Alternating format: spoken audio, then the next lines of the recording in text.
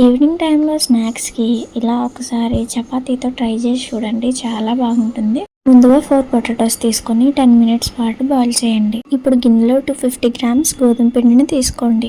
1 table spoon salt, కొంచెం baking soda, 1 table spoon oil కూడా వేసి ఒకసారి పిండిని కలిపి కొంచెం వాటర్ వేస్తూ పిండి మొత్తాన్ని ముద్దలా అయ్యే వరకు కలుపుకుంటూ ఉండాలి. ఇలా వాటర్ని కొంచెంగా వేసి కలుపుకుంటూ ఉంటే మనకి పిండి కావాల్సిన కన్సిస్టెన్సీలో రెడీ అవుతుంది. పిండి రెడీ అయిన తర్వాత 1 టేబుల్ స్పూన్ ఆయిల్ వేసి ఒక 20 మినిట్స్ పాటు పక్కన పెట్టుకోవాలి. ఇప్పుడు వేరొక గిన్నెలో బాయిల్ చేసిన పొటాటో అండ్ 1 ఆనియన్ తీసుకొని దానిలో కొంచెం మసాలా, 1 టేబుల్ స్పూన్ కారం, కొంచెం పసుపు, 1/2 టేబుల్ స్పూన్ సాల్ట్ కూడా వేసి ఒక 2 నిమిషాల పాటు బాగా మిక్స్ చేసుకొని పక్కన పెట్టాలి.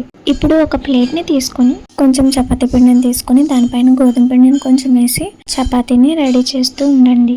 ఇలా ఒకసారి చపాతీని తయారు చేసిన తర్వాత అదే పిండిని మళ్ళీ చుట్టి సేమ్ ముందు చూపించిన విధంగానే పిండి ముద్దని సాఫ్ట్గా చుట్టుకున్న తర్వాత కొంచెం పిండిని యాడ్ చేసి పిండిని బాగా స్ప్రెడ్ చేస్తూ చపాతీని రెడీ చేసుకోండి. ఇలా 2 టైమ్స్ చపాతీని చేయడం వల్ల కలుపుకున్న పొటాటో ఏదైతే ఉందో అది పెట్టినప్పుడు విరిగిపోకుండా మంచిగా ఉంటుంది. ఇలా నేను చూపిస్తున్న విధంగా నైఫ్తో కట్ చేసి పక్కన పెట్టుకున్న బంగాళదుంప ముద్దని తీసుకొని కొంచెం పెట్టి ఇలా నేను చూపించిన విధంగా రౌండ్ చేసి పక్కన ఉంచండి.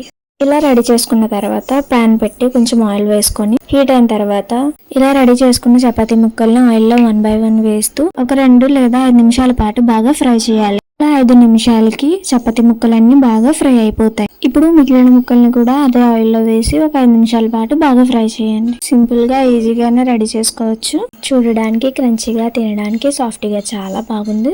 మీరు కూడా ఒకసారి ట్రై చేసి చూడండి. నచ్చితే లైక్ చేయండి, కామెంట్ చేయండి. ఇలాంటి మరెన్నో వీడియోస్ కోసం నా ఛానల్ని సబ్స్క్రైబ్ చేసుకోండి. అలాగే మీ ఫ్రెండ్స్ అండ్ ఫ్యామిలీకి షేర్ చేయండి. Thanks for watching. Do follow for more.